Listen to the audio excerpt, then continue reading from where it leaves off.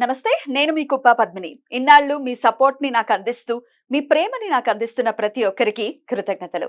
ఇప్పుడు చూడబోతున్న ఈ వీడియో కూడా ఖచ్చితంగా మీకు ఉపయోగపడుతుంది. లైక్, షేర్ అండ్ సబ్స్క్రైబ్ చేసి మీ ఇష్టాన్ని అలాగే మీ సపోర్ట్ ని నాకు అందించండి. అలాగే ఈ వీడియో పట్ల మీ అభిప్రాయాన్ని కామెంట్ సెక్షన్ లో కామెంట్ చేసి నాకు తెలియజేయండి. నమస్తే.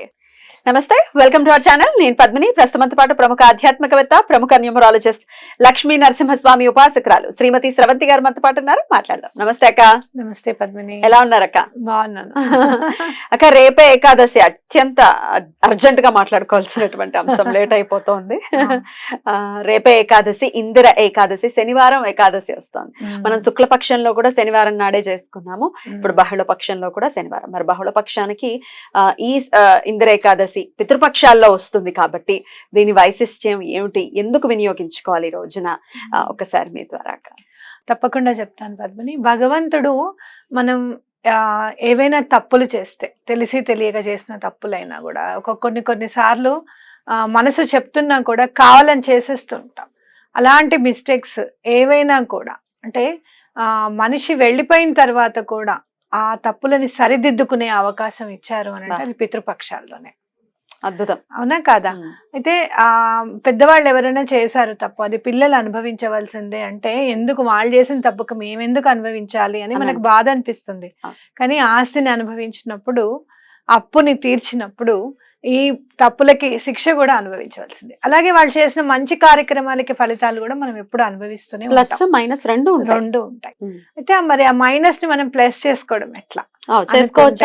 చేసుకోవచ్చు. ఈ పితృపక్షాల్లో గనక వాళ్ళకి గనక పిండ ప్రదానం గనక చేస్తే, వాళ్ళకి తర్పణం కనుక వదిలితే చాలా మంచిది అనేది మనకందరికీ తెలిసిన విషయమే. అయితే ఎప్పుడు కూడా అయ్యో పోయిన వాళ్ళకి మనం చెయ్యొచ్చో లేదో, ఆడపిల్లలు చెయ్యొచ్చో లేదో, లేదు అంటే గనక మా ఇంట్లో మొన్ననే పెళ్ళయిందండి మేము చెయ్యొచ్చో లేదో, ఇలాంటివన్నీ ఆలోచనలు వస్తూ ఉంటాయి మనకి. ఎప్పుడైనా సరే అలాంటి ఆలోచనలన్నీ పక్కకు పెట్టి చేయడానికి వీలు ఎక్కడ ఉంది అనేది మనం తప్పకుండా చూసుకోవాలి. ఇప్పుడు మా తల్లిదండ్రులకి, మా అమ్మకి, మా నాన్నకి, మేము ఇద్దరం ఆడపిల్లలమే, మగ పిల్లలు లేరు. కానీ ఎప్పుడు కూడా మిస్ అవ్వలేదు. మేము తప్పకుండా చేస్తూనే ఉంటాను నేను.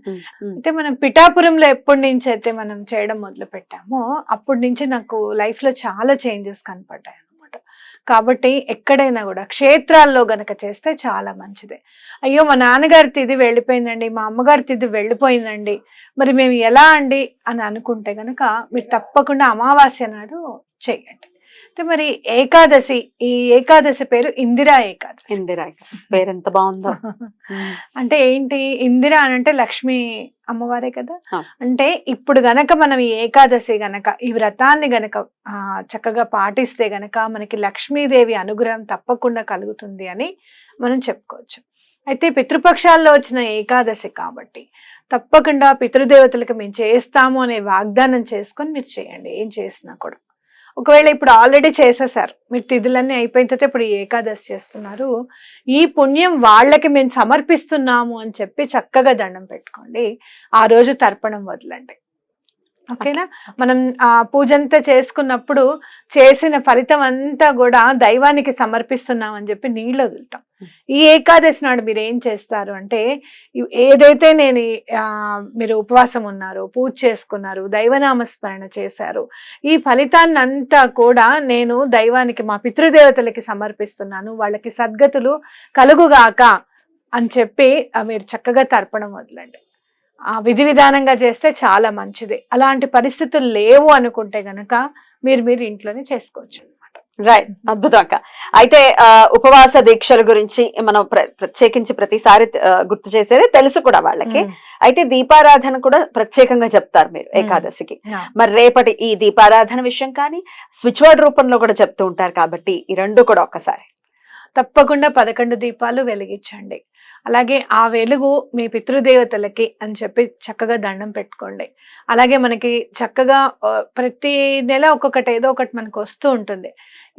ఈ వెలుగు అనేది మనము కార్తీక మాసంలో పితృదేవతలకి ఎలా వెలుగుని చూపించాలి, ఎలా దారి చూపించాలి అనే దాని మీద కూడా మనం చర్చించుకుందాం తర్వాత. మనం ఇప్పుడు చేసినప్పుడు తప్పకుండా 11 దీపాలు వెలిగించి స్వామికి చెప్పండి, మా పితృదేవతలు గనక ఏదైనా తెలిసి తెలియక ఏదైనా దోషం చేసినా తప్పు చేసినా వాటిని క్షమించండి, ఆ పాపాన్ని నుంచి వాళ్ళకి విముక్తి కలిగించండి, మాకు కూడా విముక్తి కలిగించండి అని దండం పెట్టుకోండి.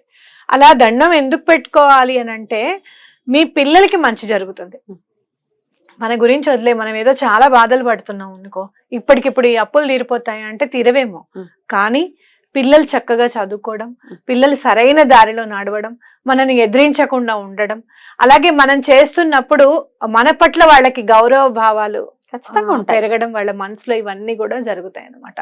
తప్పకుండా మేము ఈ పెద్దవాళ్ళని తలుచుకొని 11 దీపాలు పెట్టి, నాయనా వాళ్ళు చేసిన తప్పులు ఏమన్నా ఉంటే గనక క్షమించవు, మమ్మల్ని కూడా మంచి దారిలో నడిచేటట్టుగా చూడు స్వామి అని చెప్పి దండం పెట్టుకోండి. దీపాలని మాత్రం పెట్టాలి, పొద్దునే పెట్టుకోవచ్చు. ఇక స్విచ్ వర్డ్ కూడా చెప్పండి. స్విచ్ వర్డ్ ఇక్కడ స్వామిని తలుచుకుని మనం చెప్పుకుందాం. ఎందుకు అంటే గనక మీరు చూస్తే నారాయణ బలి అని చెప్పి చేస్తూ ఉంటారు. అలాగే శ్మశాన నారాయణుడు అని చెప్పి మనకి ఆంధ్రాలో కూడా గుడి ఉందన్నమాట. అక్కడికి వెళ్ళి కూడా పూజ చేసుకుంటే పితృదేవత దోషాలన్నీ కూడా తొలగిపోతాయి అని చెప్పి మనకి చెప్తూ ఉంటారు అన్నమాట. అలా నారాయణుడు స్వామి చాలా తొందరగా పలికే దైవం. చాలా తొందరగా మనకి స్వామి వారికి ఏదైనా చెయ్యాలి అని అంటే మనం కూడా ఒక అడుగు ముందుకేసి తొందరగా చేసేస్తాం, అవునా కదా? కాబట్టి స్వామికి సంబంధించిన స్విచ్ వర్డ్ హరినారాయణ గోపాలం గోవిందం. వేదిక్ స్విచ్ వర్డ్ హరినారాయణ గోపాల గోవిందం. హరినారాయణ గోపాల గోవిందం. చక్కగా ఇది 108 సార్లు చక్కగా చదువుకోండి. ఎలాంటి దోషాలున్నా తొలగించు స్వామి. ఇంతవరకు మీరు ఇప్పుడు ఒకవేళ మీరు ఇంతకు ముందు ఈ సంవత్సరం మీరు ఏమైనా లాస్ట్ టైం చేశారే అనుకుందాం, ఒకవేళ క్రితం సంవత్సరం మీరు చేశారు, పితృపక్షాల్లో చేశారు, మీరు దానాలు తర్పణాలు ఏవో చేయాలనుకున్నారు, చేశారు, కానీ మాకేమీ మార్పు కనిపించలేదు అని చెప్పిన వాళ్ళు ఉన్నారు నాకు ఈ సంవత్సరం. అయితే నేనేం చెప్తాను అంటే మీకు ఏమైనా లాస్ అయిందా? నేను అడిగాను వాళ్ళని క్వశ్చన్, మీరేమైనా లాస్ ఎదుర్కొన్నారంటే లేదండి అని. అంతకుముందు చాలా లాస్ ఉంది లైఫ్ లో, మరి ఇంకేంటి? ఇప్పుడు లాస్ అవ్వలేదు అని అంటే ప్రాఫిట్ లో ఉన్నట్టే కదా మీరు, అంతే అవునా కాదా? కాబట్టి అలా ఎంతో కొంత, ఇప్పుడు మీకు ఏదైనా ఒక పెన్ను దొరకలేదు, గబుక్కున ఈ స్విచ్ వర్డ్ చదివినంతతో పెన్ దొరికింది అనుకోండి, మంచిదేగా, మీరు ఇంకో పెన్ను కొనుక్కోకుండా పెన్ దొరికింది కదా అని అనుకోవాలంటే చిన్నగా పాజిటివ్ గా ఏదైనా జరిగినా కూడా దాన్ని గుర్తించగలగాలి. దాన్ని గుర్తిస్తే ఎక్కువ ఎక్స్పెక్టేషన్స్ ఉంటే కూడా గుర్తించలేమక్క. ఓవర్ ఎక్స్పెక్టేషన్స్ ఉన్న ఫిల్మ్స్ అటర్ ఫ్లాప్ అయినట్టు గుర్తించలేము. నీ దానిలో నువ్వు చెప్పావు అనమాట, సినిమాల వైపు మళ్ళీ గుర్తించలేం చిన్న చిన్నవి. మీరు చాలా చక్కగా అన్నిటిలో కూడా పాజిటివిటీని వెతుకుతూ ఉంటారు. ఇప్పుడు ఈ రెమెడీ చేస్తే ఇది జరిగింది, గుర్తించగలగాలి కదా. ఎట్లా మరి దాన్ని ఎట్లా అవలంబించవచ్చు? ఇప్పుడు మీరు ఈ పితృపక్షాలు రేపు ఏకాదశి మీరు చేయండి ఒకసారి. చేసిన తర్వాత వచ్చే 2-3 నెలల్లో కొంచెం ఏదైనా దోషాలు ఉంటే తొలగిపోవాలి అనే దాని మీద కాన్సన్ట్రేట్ చేసి భగవన్నామ స్మరణం ఏమాత్రం చిన్నగా, మీరు డబ్బులు ఎక్కువ పెట్టుబడి పెట్టకండి, అర్థమైందా? చిన్నగా మీరే చేసుకుంటూ వెళ్ళండి. మనం ఎన్నో వేదిక్ స్విచ్ వర్డ్స్ చెప్పాము, డివైన్ మ్యాజిక్ బిగిన్ నౌ చెప్పాము, ఇలాంటివి చేసుకుంటూ వెళ్ళండి. ఒక 2-3 నెలల్లో మీకు ఎంతో కొంత మార్పు తప్పకుండా కనపడుతుంది. ఎందుకు అనంటే భగవంతుడు ఏమన్నా ఆలోచిస్తాడేమో మీకు ఇవ్వడానికి, కానీ మీ పితృదేవతలు అక్కడి చర్రే మనం పోయిన తర్వాత అయినా కూడా మనని ఎంత చక్కగా తలుచుకుంటున్నారు, వీళ్ళకి ఆశీర్వాదం అందాలి అని చెప్పి తప్పకుండా మిమ్మల్ని ఆశీర్వదిస్తారు ఆ లోకం నుంచి. బ్యూటిఫుల్. నమ్మకం ప్రధానం, డెఫినెట్ గా నమ్ముదాము, చేసుకుందాం. మంచి పవర్ఫుల్ డే అని చెప్పుకోవచ్చు ఈ ఇందిర ఏకాదశి. ఇక పారణ నెక్స్ట్ డే ఎప్పుడు తినచ్చక్క? మీరు పారణ చేసేటప్పుడు కూడా 8:30కి పారణ చేయాలి. చేసినప్పుడు కూడా మీరు ఇదంతా మామూలుగా మీరు ఏం ఆలోచించకుండా దైవనామ స్మరణలోనే గడపండి ఏకాదశి అంతా కూడా. ద్వాదశి నాడు తర్పణం వదలండి, చేసిన పుణ్యం అంతా వాళ్ళకి తర్పణం ద్వాదశి నాడు చెప్పి. రేపు ఎలాగో శూన్య తిథి వస్తుంది, అపరాహ్న కాలంలో లేవి తిథులు రెండు కూడా, అందుకని ద్వాదశి నాడు వదిలితే హ్యాపీ. ద్వాదశి నాడు వదలండి. అంటే ఇప్పుడు చూడండి, నాకు శూన్యతిథి అన్న అది అసలు నిజంగా చెప్పాలంటే నువ్వు చెప్పిన తర్వాతనే చూడడం జరిగింది. అంటే ఏకాదశి రేపు ఉంది, మనం ఇందిరా ఏకాదశి ఇలా చేసుకోవాలి అలా చేసుకోవాలి అని చెప్పి.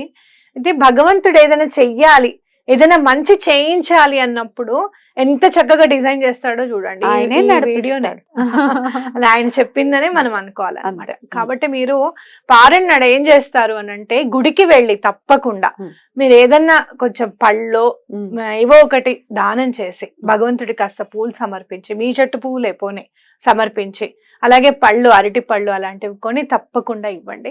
అలాగే బ్రాహ్మడికి గనక మీరు స్వయం పాకం ఇస్తే చాలా మంచిది. స్వయం పాకం ఇచ్చేటప్పుడు తప్పకుండా బియ్యము, పెసరపప్పు, అంత చింతపండు ఇవి ఇవ్వాలన్నమాట. కూరలు ఏమైనా ఇవ్వాలి అనుకుంటే గనక బంగాళదుంప, అలాగే వంకాయ అవి కాకుండా కొంచెం దొండకాయలు కానివ్వండి, కాకరకాయ పెడితే చాలా మంచిది. 600 రకాలు చేసిన ఫలితం కాకరకాయ ఖచ్చితంగా ఈ తద్దినాది భోజనాల్లో ఖచ్చితంగా కాకరకాయ ఉంటుంది. కాకరకాయ పెడితే చాలా మంచిది.